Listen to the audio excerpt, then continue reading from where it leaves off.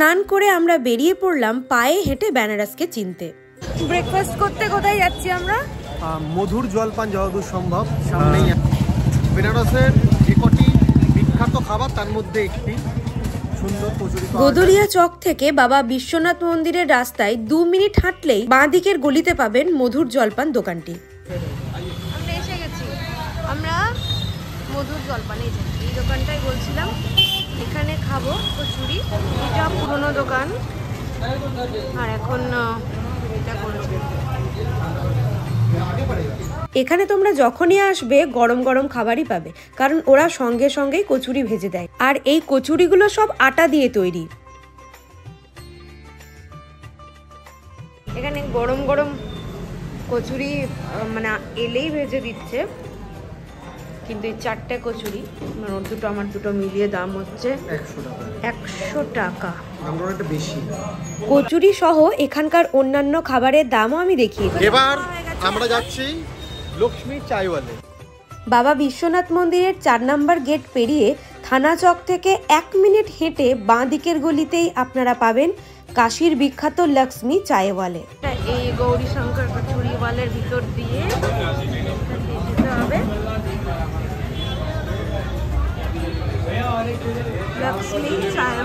এখানকার মালাই টোস্ট এবং caesarean toast যারা একবার খেয়েছে তারা বারবার খাবে, কথা দিলাম। এছাড়াও এখানে আরো অনেক টোস্ট পাওয়া যায়, আমি দামগুলো দেখিয়ে দিলাম। মালাই টোস্ট, মালাই তার উপর চিনি দিয়ে দেওয়া।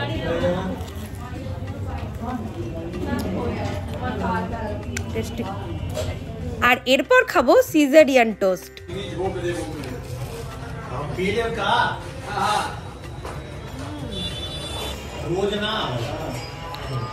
এরপর তার ঠিক উল্টো দিকের গলি দিয়েই আমরা যেতে লাগলাম ঠাটেরি বাজার, যা যে কোনো খাদ্যরসিকের কাছে বেনারসের প্রিয় গলি। যেতে যেতেই আমরা এক ঝলক দেখে নিলাম আধুনিক হিন্দি সাহিত্যের জনক ভারতেন্দু হরিশ্চন্দ্রের বাড়ি।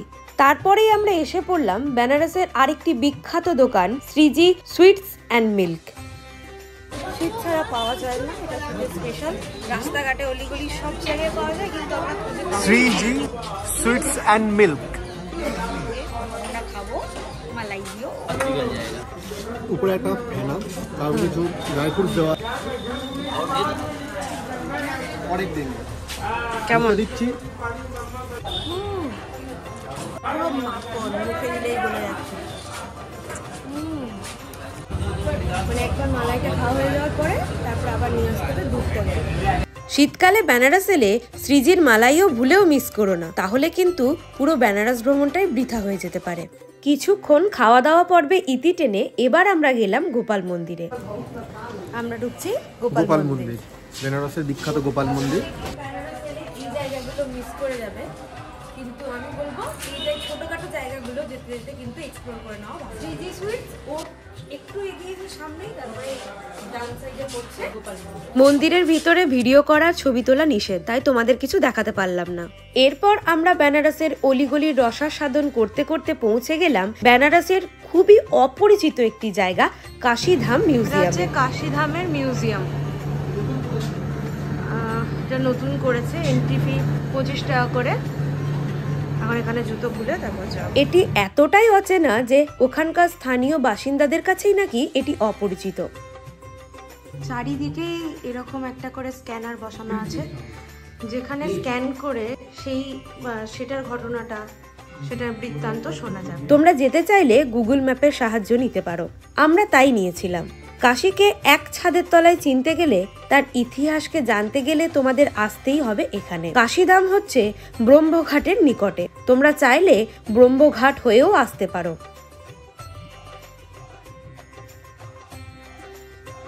আমরা এবার গঙ্গার ঘাট ধরে ধীরে ধীরে পড়ন্ত বিকেলে কাশীকে কেমন লাগে দেখতে তা অনুভব করতে করতে এগিয়ে চললাম। 17 শতকে ঔরঙ্গজেবের আক্রমণে বেনারসের অন্যতম প্রসিদ্ধ বিষ্ণুদেবের মন্দির বিন্দু মাধব মন্দির ভেঙে ফেলা হয় এবং সেখানে তৈরি হয় আলমগীর মসজিদ। আমরা সেই আলমগীর মসজিদ থেকেই গঙ্গা পরিদর্শন করলাম। এর পাশে যদিও বিন্দু মাধবজির মন্দির আলাদা করে তৈরি করা হয়েছে। এরপর আমরা এগোতে থাকলাম পঞ্চগঙ্গা ঘাটের দিকে, যার গুরুত্ব দশাশ্বমেধ বা মণিকর্ণিকা ঘাটের থেকে কোনো অংশেই কম নয়। প্রাচীন লোককথা অনুসারে মূল গঙ্গার সঙ্গে মোট 4টি নদী মিলে গেছে। তাদের নাম কিরণা, ধৌতপাপা বা ধুতপাপা, সরস্বতী এবং যমুনা।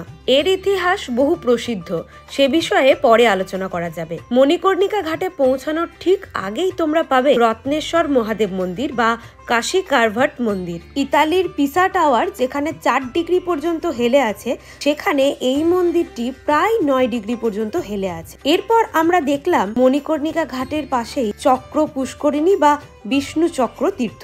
কথিত আছে ভগবান বিষ্ণু নিজেই তার সুদর্শন চক্র নিয়ে এই কুণ্ডটি তৈরি করেছিলেন। পরে আমরা পৌঁছে গেলাম বেনারসের বহুল চর্চিত ঘাট মণিকর্ণিকায়, যেখানকার চিতার আগুন কখনোই নেভে না। কথিত আছে মা পার্বতীর কর্ণকুণ্ডল এই মণিকর্ণিকা ঘাটে হারিয়ে যায়। তারপরে 5 ব্রাহ্মণ নাকি সেই কুণ্ডল লুকিয়ে রাখে এবং ভগবান শিব সেই খোঁজ পেয়ে তাদের অভিশাপ দেয় তারা যেন আজীবন চণ্ডাল রূপে তাদের জীবন অতিবাহিত করে।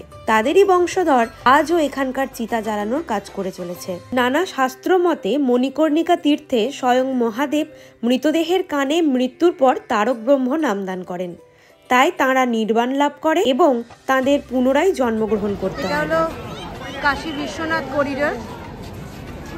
মণিকর্ণিকা ঘাটের ঠিক পাশে এটা নতুন করেছে। এই করিডোরে তোমরা রানী অহল্যাবাই থেকে শুরু করে আদি শঙ্করাচার্যের মূর্তি দেখতে পাবে। এছাড়াও কাশী বিশ্বনাথ মন্দির 1 নম্বর গেট থেকেও বাবা বিশ্বনাথ মন্দিরের চূড়াটিও দর্শন করতে পারবে। আর এই কাশী বিশ্বনাথ করিডোরের থেকে বেরিয়েই রয়েছে ললিতা ঘাট। আমরা এই ললিতা ঘাট ধরে হাঁটতে হাঁটতে পৌঁছে গেলাম বহু প্রতীক্ষিত বেনারসের দশাশ্বমেধ ঘাটে। এই ঘাটের গঙ্গা আরতি পৃথিবী খ্যাত। দেশের নানা প্রান্ত থেকে লাখো লাখো মানুষ কেবলমাত্র এই আরতি দর্শন করতে আসেন বেনারসে। শীতকালে এই আরতির সময় সন্ধ্যে 6টা এবং গরমকালে সন্ধ্যে 7টা। আমরা সামনে জায়গা পাওয়ার জন্য প্রায় 1.5 ঘন্টা আগেই পৌঁছে গেছিলাম।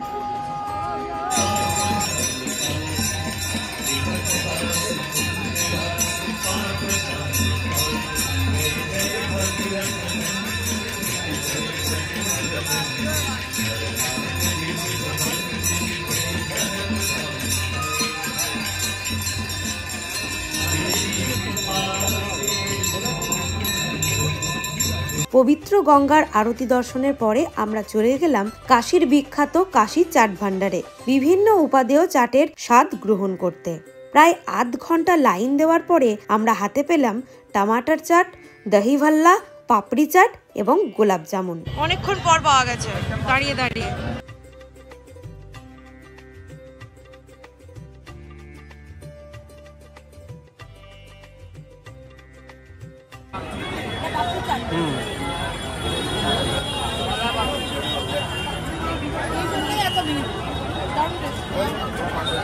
टमाटरটা খা।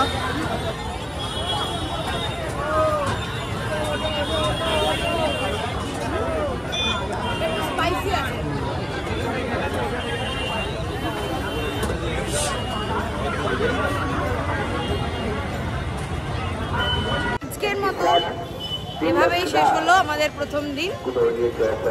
আবার দেখা হবে কালকে। এখন আমরা রুমে যাচ্ছি। ডিনারে এখন কি করবো জানি না। দেখা হবে কাল নতুন ভিডিও। টাটা।